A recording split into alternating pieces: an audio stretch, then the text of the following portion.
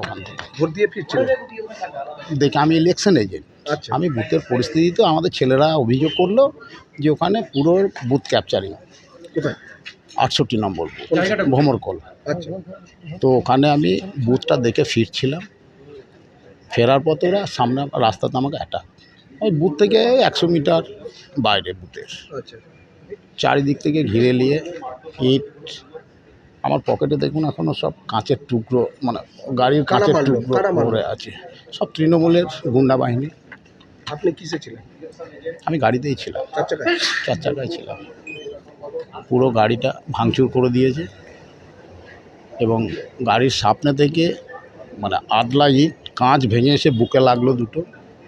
তারপর গাড়ি থেকে টেনে নামিয়ে সে সাংঘাতিকভাবে বলা যায় না, পুরো ইট দিয়ে মাথাটা ফাটিয়ে দিল।